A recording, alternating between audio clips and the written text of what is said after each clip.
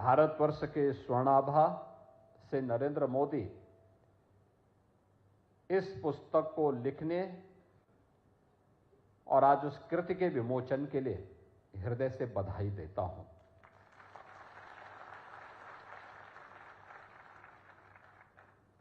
लिखना एक साधना है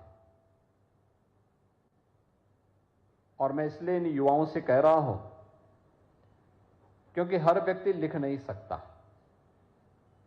कुछ लोग बोल सकते हैं, कुछ लोग सोच सकते हैं और कुछ ही लोग होते हैं जो बोल भी सकते हैं, सोच भी सकते हैं और लिख भी सकते हैं। और वह कार्य आज अपने पेशे के अनुरूप प्रोफेसर रमेश चंद्र तोमर जी ने किया है। वे पेशे से शिक्षक रहे हैं। एक शिक्षक कभी रिटायर्ड नहीं होता है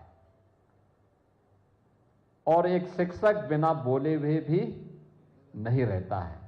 इसलिए जब वह 3 मिनट से 5 मिनट, 5 मिनट से 7 मिनट और 7 मिनट से 10 मिनट तक पहुंचे तो हम लोग समझ गए कि उनके अंदर अपना पुराना शिक्षक भाव जाग गया है। और उसी के अनुरूप उन्होंने इस कृति को भी आज यहां पर विमोचन किया है। और अवसर इसलिए महत्वपूर्ण है क्योंकि 17 सितंबर से 2 अक्टूबर के बीच भारतीय जनता पार्टी पूरे देश के अंदर सेवा पखवाड़ा का आयोजन कर रही है। 17 सितंबर आदरणीय प्रधानमंत्री जी का जन्मदिन, 25 सितंबर अंत्योदय के प्रणेता पंडित दीनदयाल उपाध्याय जी का पावन जन्मदिन और 2 अक्टूबर राष्ट्रपिता महात्मा गांधी और पूर्व प्रधानमंत्री लाल बहादुर शास्त्री जी का पावन जयंती। इस दौरान अनेक कार्यक्रम चल रहे हैं। आदरणीय प्रधानमंत्री जी ने 17 सितंबर का कार्यक्रम देश की नारी शक्ति के प्रति समर्पित किया। स्वस्थ नारी, सशक्त समाज, इस थीम के साथ उन्होंने इस कार्यक्रम का शुभारंभ किया। युवाओं ने उस दिन रक्तदान शिविर के आयोजन किए और पूरे देश के अंदर वर्तमान में स्वास्थ्य शिविर के आयोजन स्वास्थ्य जागरूकता के प्रति संचालित हो रहे हैं। आज 19 और 20 को देश भर में विकसित भारत की संकल्पना को आगे बढ़ाने का कार्यक्रम चल रहा है और विकसित भारत के साथ विकसित उत्तर प्रदेश, यानी विकसित भारत विकसित होगा तब जब उत्तर प्रदेश विकसित होगा। और इसलिए विकसित भारत विकसित उत्तर प्रदेश की थीम के साथ इस पुस्तक का विमोचन हो रहा है। यानी जो तोमर जी ने अपनी कृति में कहा है, उन्होंने अब तक की उपलब्धियों को कहा और हम इस चर्चा परिचर्चा के माध्यम से आप सबके सुझावों के माध्यम से भावी उत्तर प्रदेश और भावी भारत के बारे में अब विचार को आगे बढ़ा रहे हैं। यही होता है, पीढ़ी दर पीढ़ी वो कार्यक्रम कैसे आगे बढ़ना है, वही श्रृंखला आज यहां पर संचालित हो रही है। मैं सबसे पहले इस पूरे कार्य के लिए, इस आयोजन के लिए और इस प्रकार की कृति को देने के लिए, क्योंकि वह देश काल और परिस्थिति के अनुरूप है, समय का चयन सेवा पखवाड़ा के दौरान, विषय का चयन जो प्रधानमंत्री जी का विजन है, जो उन्होंने देशवासियों को देश की आजादी के अमृत महोत्सव के वर्ष पर दिया था। उन्होंने एक बात कही थी और वह बात उन्होंने कही थी कि भारत 2047 में जब विकसित भारत होगा, जब अपनी आजादी का शताब्दी महोत्सव मना रहा होगा, तब हम कैसा भारत चाहते हैं, कैसा भारत चाहते हैं। और तब उन्होंने कहा था विकसित भारत हम सबका मंत्र बनना चाहिए, हम सबका संकल्प बनना चाहिए। उस संकल्प के साथ जोड़ने के लिए उन्होंने देशवासियों को 5 पंचप्रण की बात कही थी। पंचप्रण में उन्होंने कहा था कि पंचप्रण हम विरासत का सम्मान करें, विरासत के सम्मान के साथ गुलामी के मानसिकता को, गुलामी की मानसिकता को सर्वथा समाप्त करें। विरासत का सम्मान होना है, लेकिन गुलामी के किसी भी प्रकार के चिन्ह को, गुलामी के किसी भी प्रकार के उस भाव को अपने मनोमस्तिष्क से दूर कर देना है। तीसरा, अपने सेना और वर्दीधारी फौज से सुरक्षा बलों के जवानों का सम्मान करना। चौथा, सामाजिक समता का व्यवहार करना, सबके साथ समभाव हो। और पांचवां, नागरिक कर्तव्य। व्यक्ति जिस क्षेत्र में, छात्र शिक्षा के क्षेत्र में, शिक्षक एक शिक्षक के रूप में अपनी भूमिका का निर्वहन करे।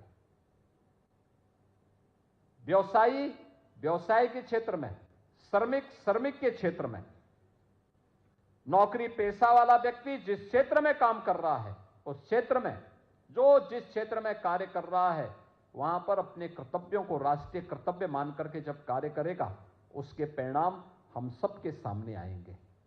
इन पंच प्रण पर आधारित विकसित भारत की अवधारणा को प्रधानमंत्री जी ने देशवासियों को समर्पित किया था और कहा था कि भारत का यह संकल्प भारत का मंत्र बनना चाहिए।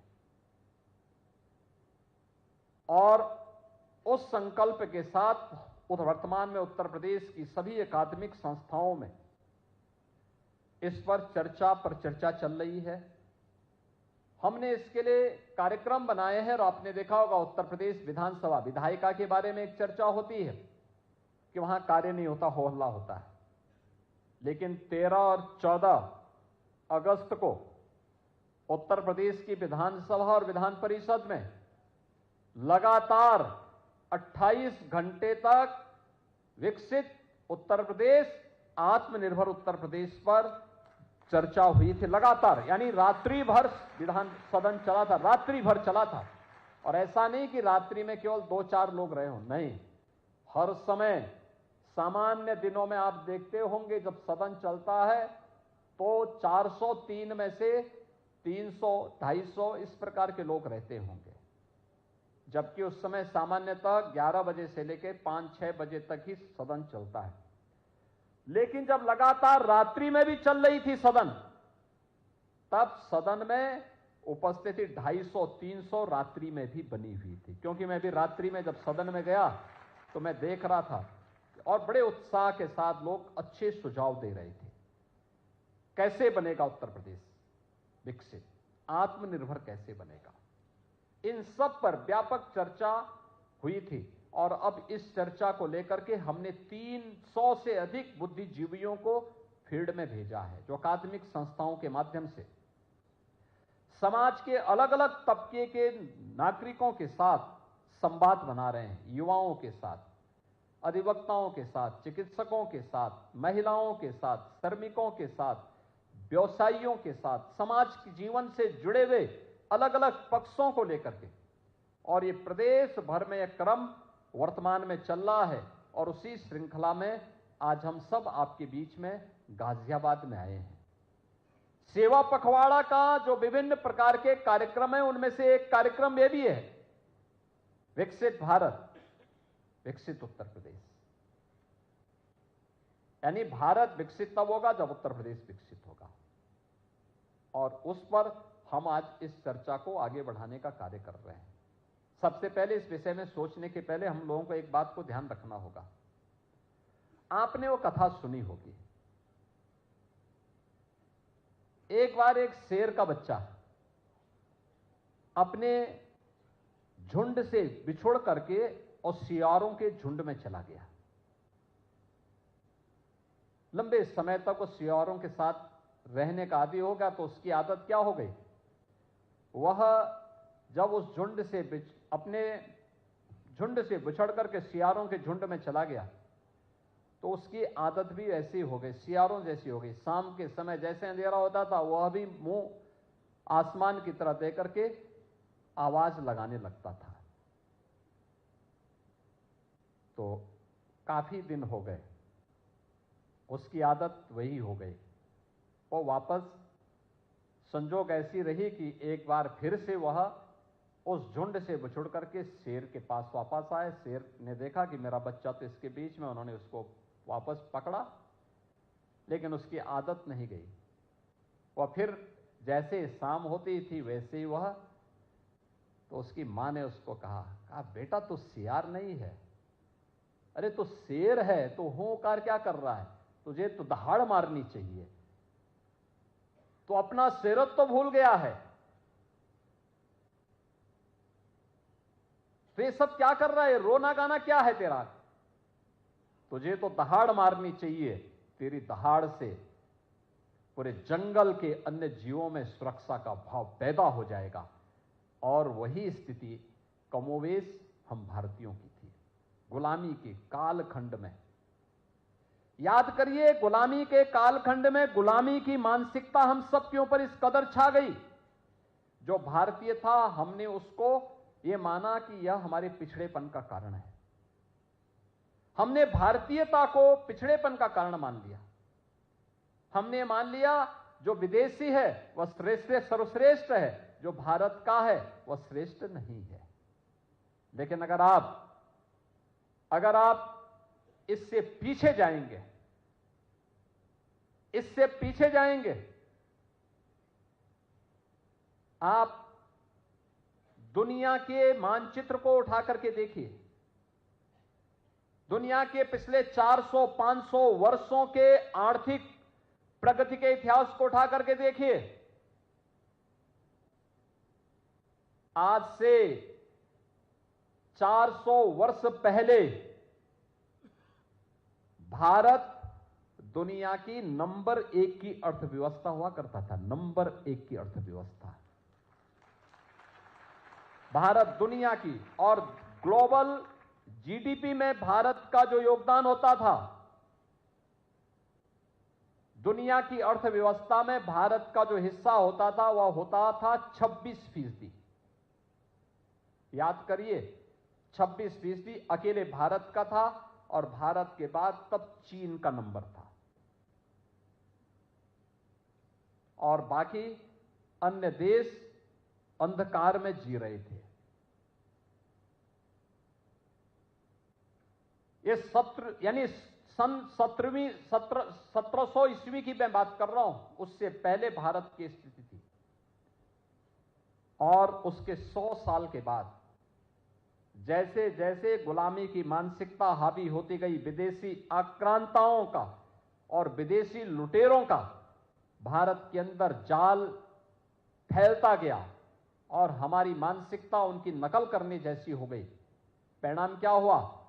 अगले 100 वर्ष के अंदर 1800 ईस्वी में आते आते भारत की स्थिति हो गई, भारत नंबर 2 की अर्थव्यवस्था बन गया। यानी नंबर 1 से हम नंबर 2 पे गए, नंबर 1 पर चीन आ गया।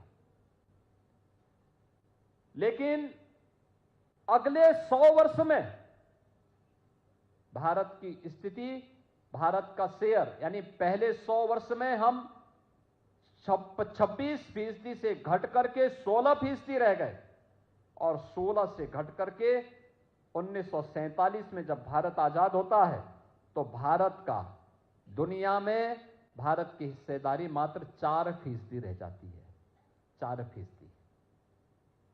भारत गुलामी की मानसिकता से इस कदर छाया हुआ था, हमें कुछ भी पता नहीं होता था। हमने उन शब्दों का चयन किया जो शब्द हमारे विकास की यात्रा में बाधक थे। हम लोगों को यह बताने का प्रयास होता था हर एक कार्य में कि नहीं, जो आपका होगा वह प्रगति का प्रतीक नहीं है, वह पिछड़ेपन का प्रतीक है। हमारी भाषा, हमारी संस्कृति, हमारा व्यापार, हमारा अन्नदाता किसान, हमारा श्रमिक, हमारा युवा, भारत की नारी शक्ति, सभी प्रत्येक क्षेत्र में हमको हताश और निराश के उस भाव के माहौल में पूरे भारत को उसने इस आगोश में लिया कि कोई भी व्यक्ति ये मानता था कि जो भारत का है वह प्रगति का प्रतीक नहीं हो सकता, नहीं हो सकता। ये मान करके पूरे भारत को लांछित, अपमानित किया गया। याद करिए, यह देश अलग अलग क्षेत्रों में देश की आजादी की लड़ाई को लेकर के लगातार लड़ता था। ऐसा नहीं कि इस देश में विदेशी हमले हुए हो, हमने उसका प्रतिकार न किया हो।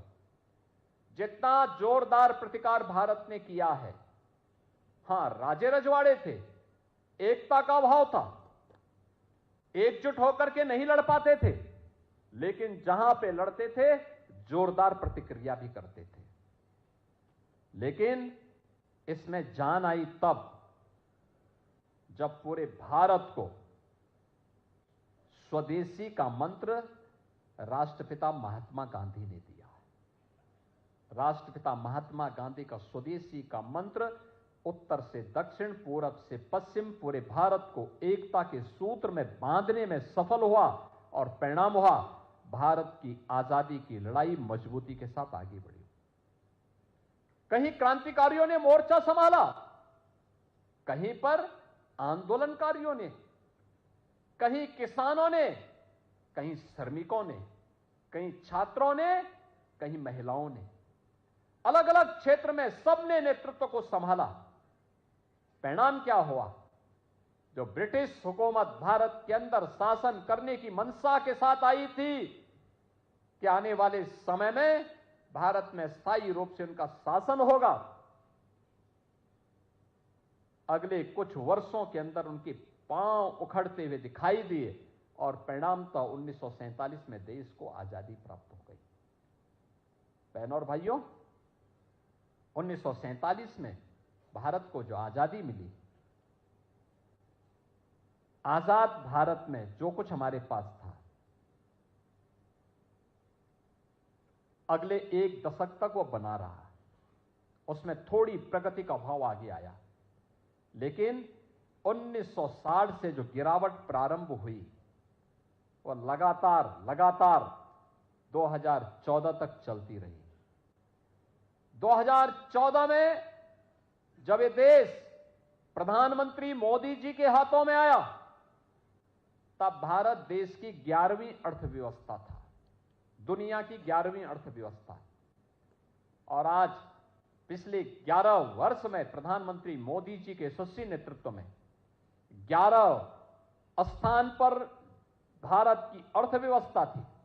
आज वह प्रधानमंत्री मोदी जी के यशस्वी नेतृत्व में दुनिया की चौथी बड़ी और सबसे तेज उभरती हुई अर्थव्यवस्था के रूप में स्थापित हुई है।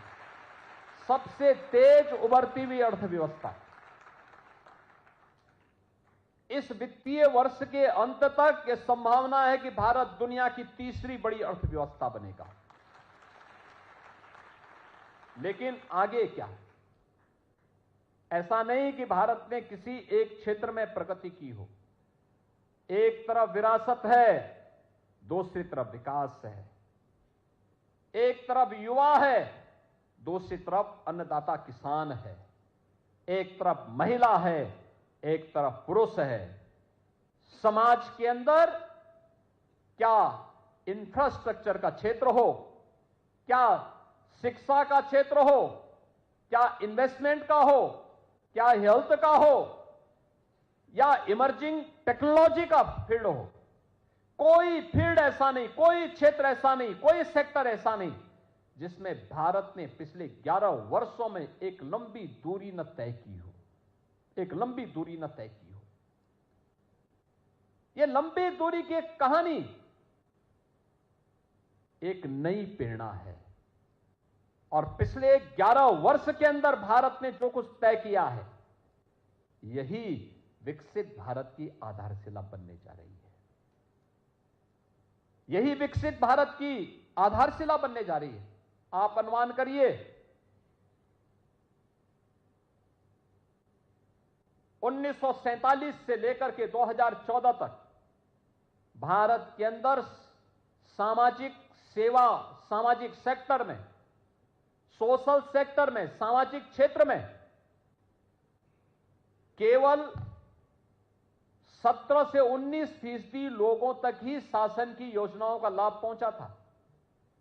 याद करिए,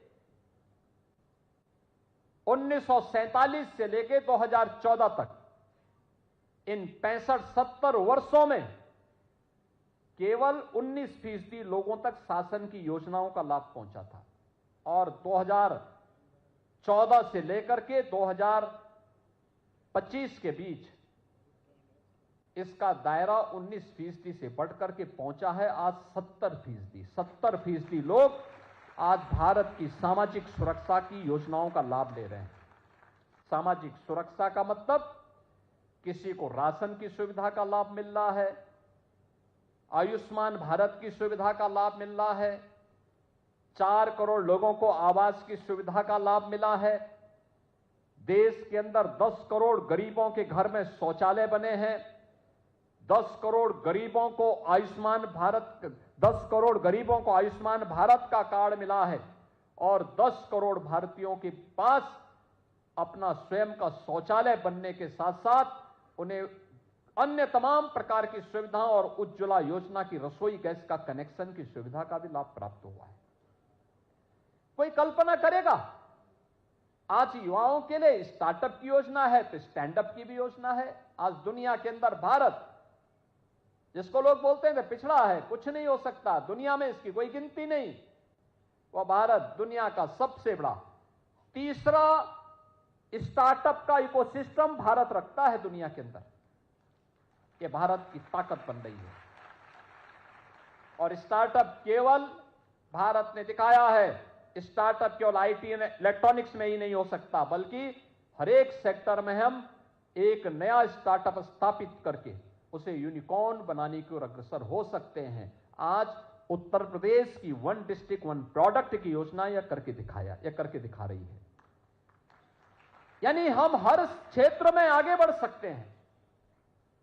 थोड़ा बढ़ने का जज्बा हो, चलने की सामर्थ्य हो, स्वयं में विश्वास हो, क्यों नहीं हो सकता है? हो सकता है। और उन्हीं भावों को ध्यान में रख करके, भारत की प्रगति को ध्यान में रख करके हम लोगों ने इस विषय को आज चयन किया है।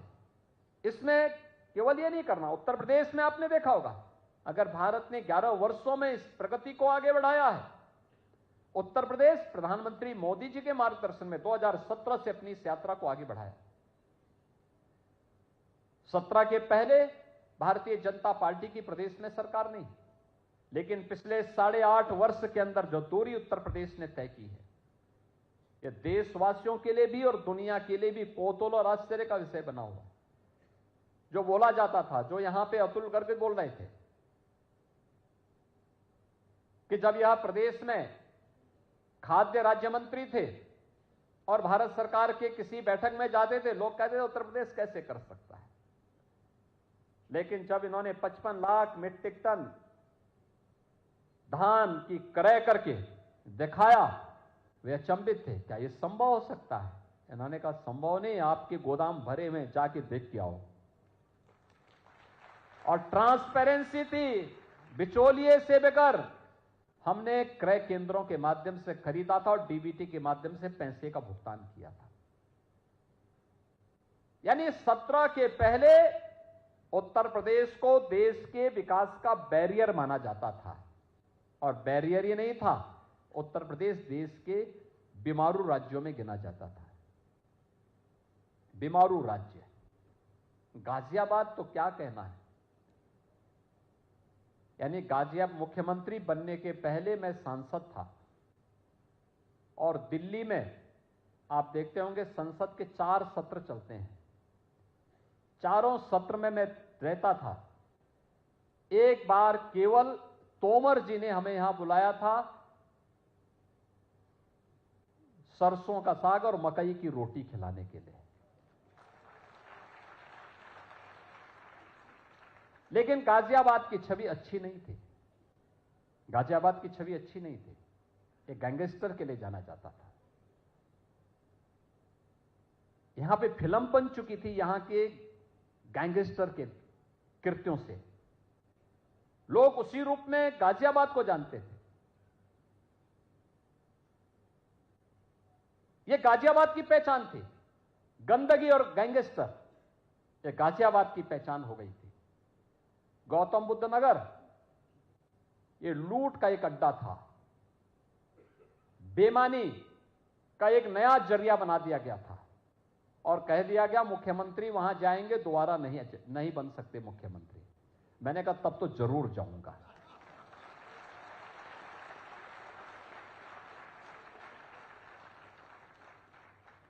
और मुख्यमंत्री बनने के बाद मैं वहां जरूर गया। मैंने कहा भी देखो, जो कल जाना है वो आज चला जाए, लेकिन जाऊंगा जरूर कि आखिर इसको अभिशाप क्यों बनाया गया। तब मुझे पता लगा कि ये तो जो लोग लूट खसोट करने वाले थे उन्होंने ये फ्लॉट कर दिया कि मुख्यमंत्री जाएगा दोबारा नहीं आएगा। आपने देखा होगा, मैं पहला व्यक्ति हूं जो 5 साल प्रदेश में लगातार मुख्यमंत्री बनने के बाद फिर से मुख्यमंत्री जनता जनार्दन के आशीर्वाद से चुन करके आ गया। आपने देखा होगा, यही तो बोला जाता था। बिजनौर के बारे में बोला जाता था कि मुख्यमंत्री को रात को वहां नहीं रुकना चाहिए। मैंने कहा भी रुकूंगा जरूर मैं वहां तो।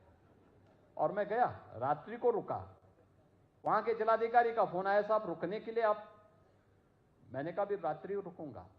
उन्होंने कहा कि होटल बहुत अच्छे नहीं। मैंने कहा मैं होटल में रुकता ही नहीं हूं, गेस्ट हाउस होगा, नहीं तो किसी कार्यकर्ता के घर में रुकेंगे,